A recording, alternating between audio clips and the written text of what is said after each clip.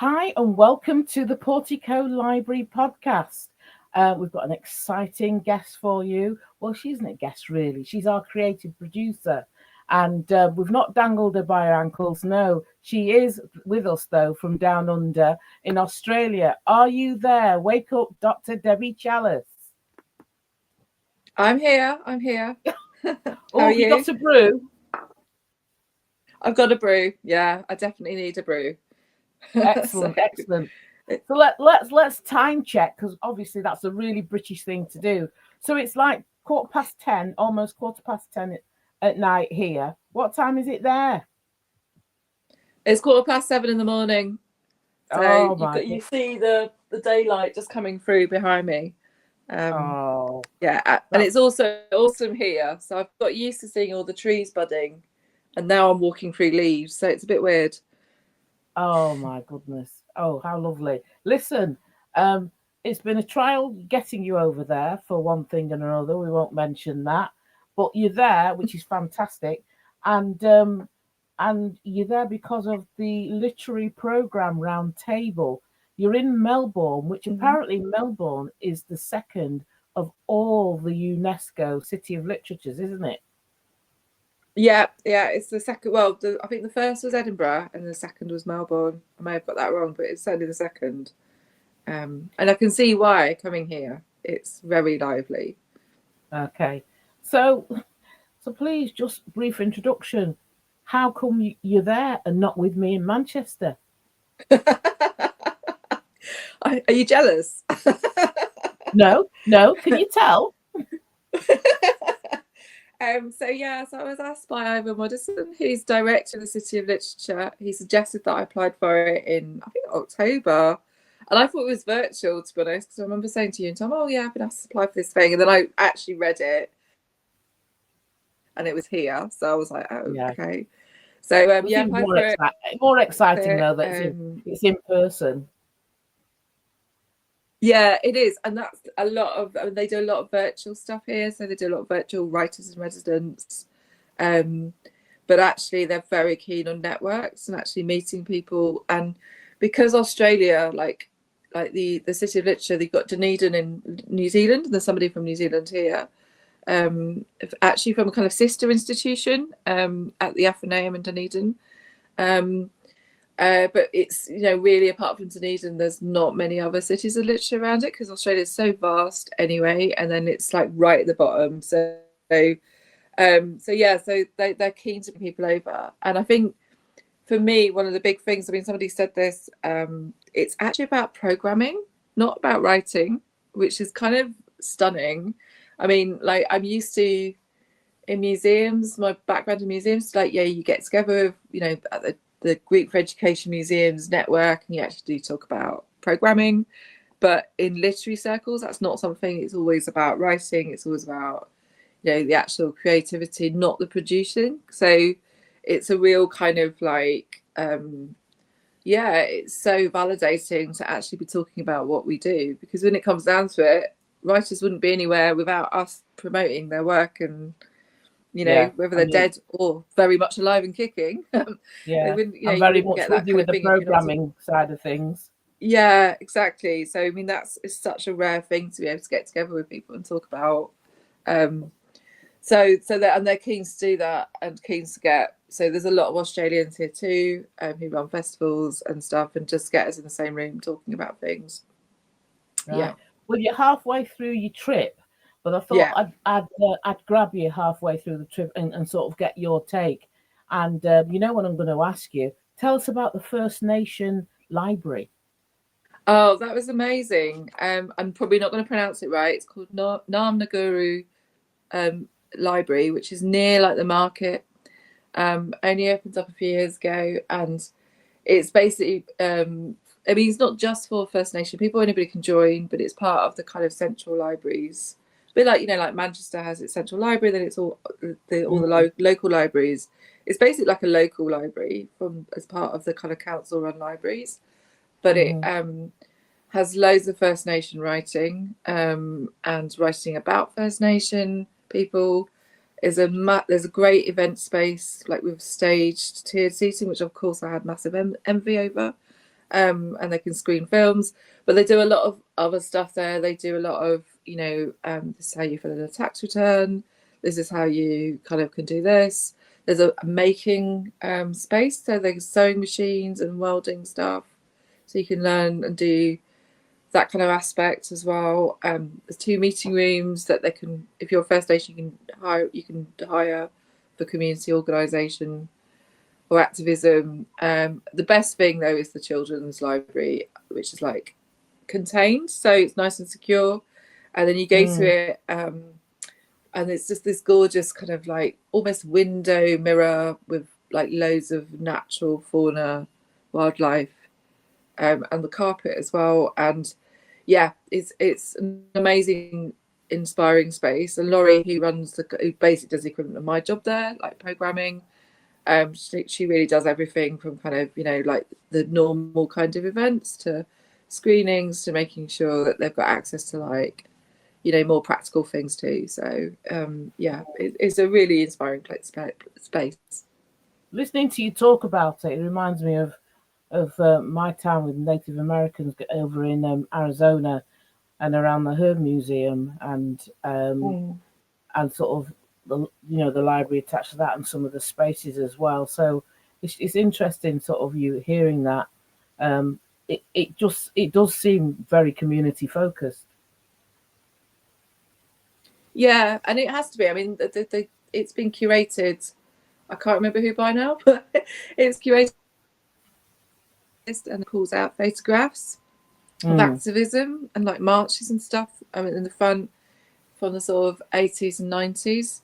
And Laurie was saying that one of the kids that's like a baby, one of the pictures, now comes in and he's in his 20s and is really tall, which is kind of like really, really cute, because you've got that kind of whole idea of right from activism and getting spaces to like, and I should recognise that I'm actually obviously speaking from First Nation country, and that that there's a kind of recognition of that here, and everybody starts that recognition, and that's really, I mean, I knew that from the Carol Up exhibition. That's a kind of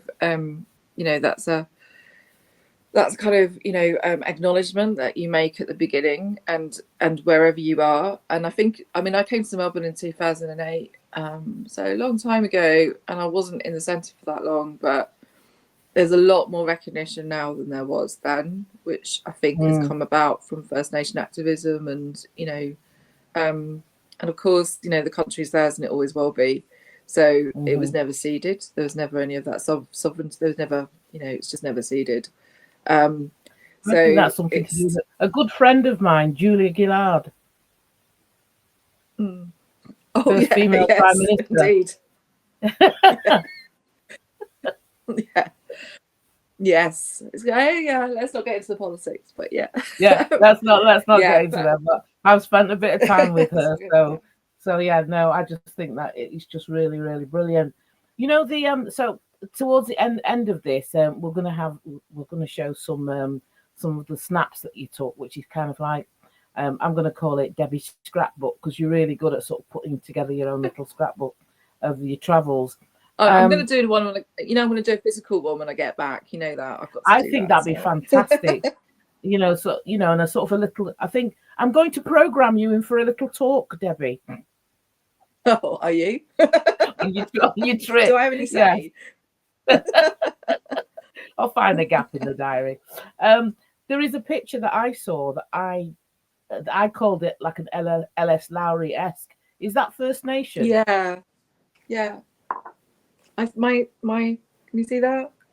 Oh, that's the same artist. Yeah. So it's a different picture, but I bought a notebook from when I went to the Curie Centre on Sunday, and yeah, she's a fantastic. She's called Auntie. I'm going to read her name out so I get it properly right. Auntie Marlene Gilson, and she's from the Wadarumung Nation. And this is 2017, and it's basically First Nation people playing sport. But the one that I sent you, the one that I put the picture up that you can put at the end, is of the kind of meeting. I'll find the notes that I made, but it's it's in the centre, but it's just a completely different take on. Well, it's not completely different actually. It's almost like a mirror image of, you know, if you look in some of the books in the Portico, and you've got like the colonials arriving, and you know, and them kind of meeting the natives, all that kind of stuff. It's like a mirror image of that, but you know, from a kind of from a First Nation point of view, and and it's so it's called William Buckley Meets Landing Party. So the focus is very much on the First Nation person and the interpreter, and the people kind of getting off the boat, and so there's a lot of that, you know, kind of like that reimagining, but also a lot of their own work as well. But yeah, you're right. They look like Lowry. They do look like Lowry figures. Absolutely gorgeous. Yeah, it is. I love it. It's gorgeous. Okay, so let me just I'm sorry, I'm smiling when I say this. Did you go into a convent? I did. I did go to a convent. I suppose earlier today, your time, yesterday my time. Called Abbotsford. So from Waterscott. Abbotsford Convent, which was established in 1863 by Irish nuns. I think it was 3 of them, and they got here and there wasn't the money, so they held a big raffle. So they made this convent, and it looks absolutely gorgeous from the outside. I mean, it's in beautiful gardens. It's a bit like, do you remember we went to the Reader in Calderstone? It's not dissimilar, you know. I mean, it's not. They hire out lots of space. It's about 4 times the size, but it's not dissimilar to that.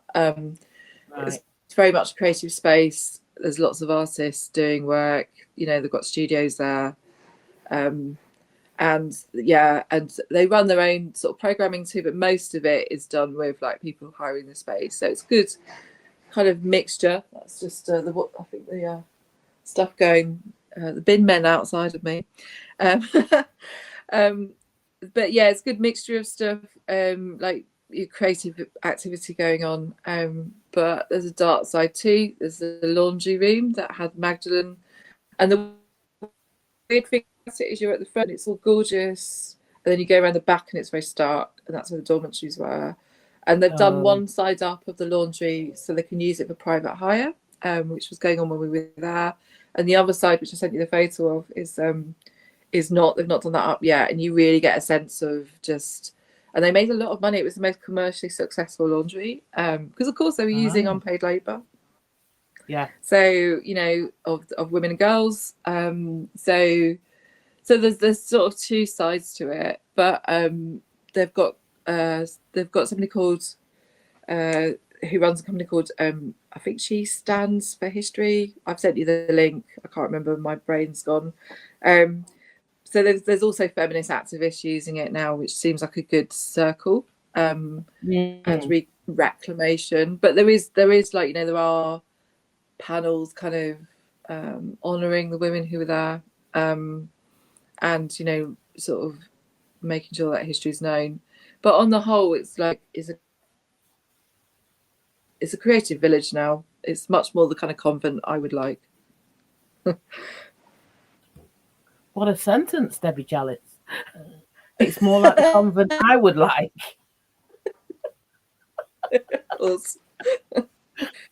Right, but I'm not going to get. That's the only convent you'd get me in. Yeah. Yeah.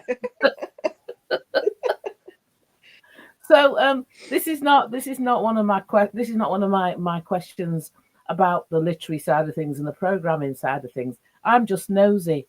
What's the best thing you've eaten since you've been there? Oh, the food is amazing, actually. Well, that's a really good question. I mean, because I had the best dumplings, like wonton. I'm thinking of Joe. I'm thinking of Joe in the Portico kitchen. That's why. Okay, yeah. I mean, East Asian food here is amazing. I mean, you know, we're lucky enough to have Apapat to advise us on everything East Asian food at the Portico.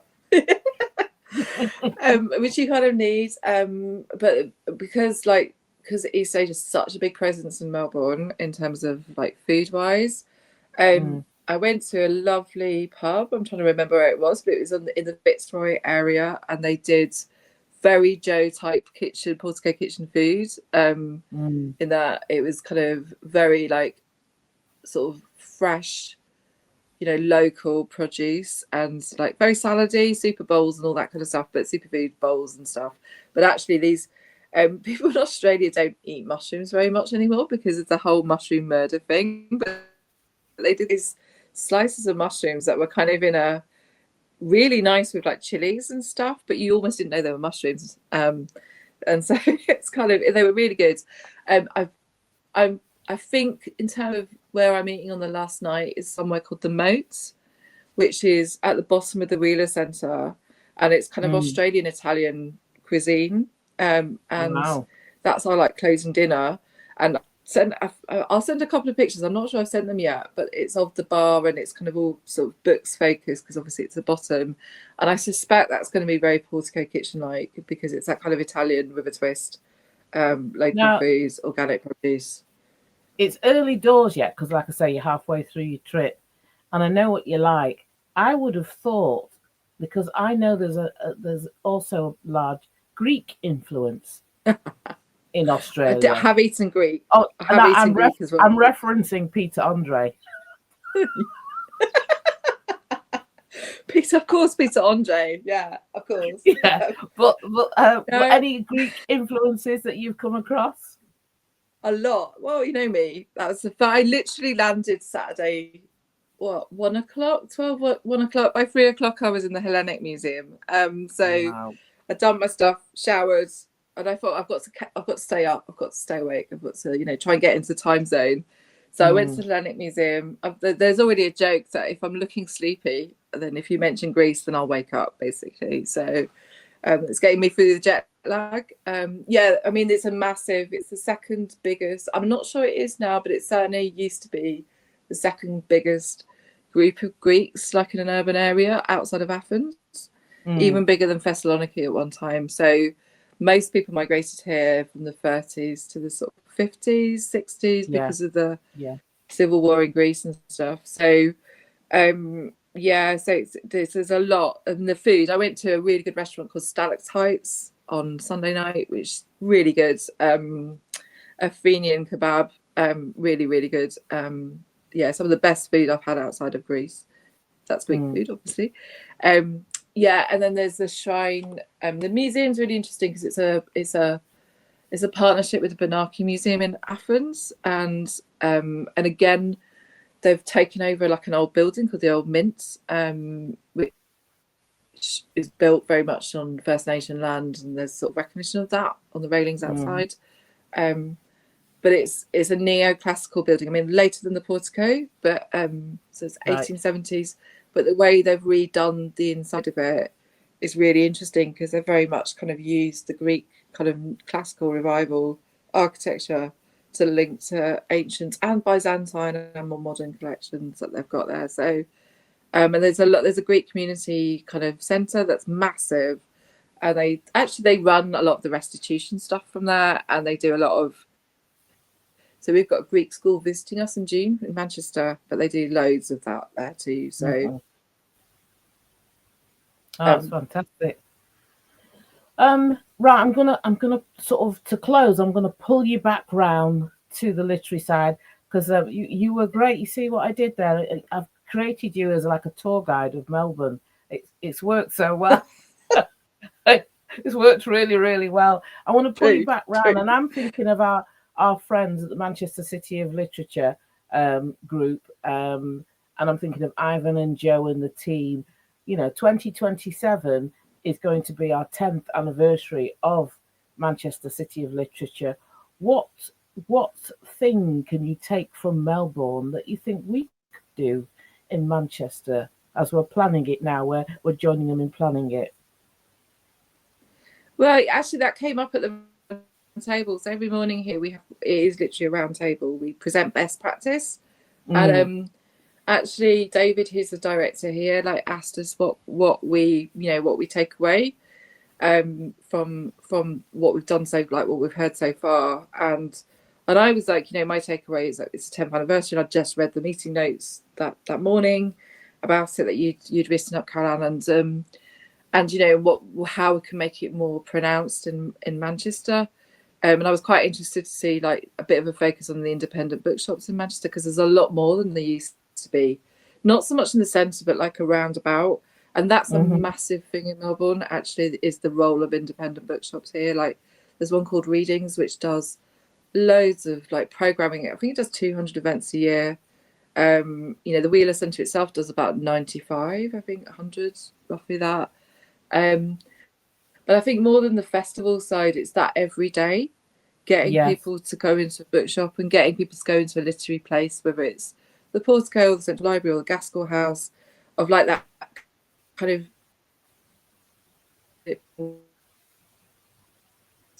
like a festival is great, but you know, she's just doing that all year, making sure that the people know that there's literary events going on, and there's a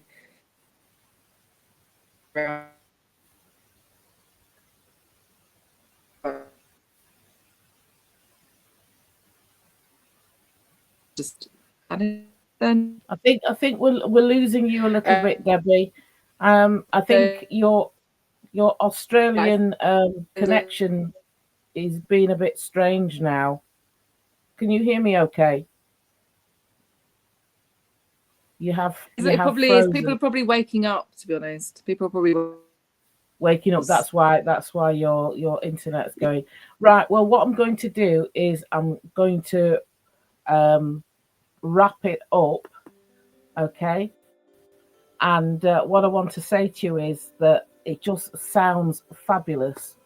That whole thing about a round table conversation every morning, I think that's quite lovely. And it's a good way to wake up, isn't it? Yeah. If you're having a round table conversation. Yeah. But whatever you're up to, safe journey. And I look forward to seeing you when you get back, all bleary-eyed, but with lots of tales to tell us. Take care. Oh yeah, I hope I can make the public programme. Yeah, bye. Even if you sit there, I'll prop you up.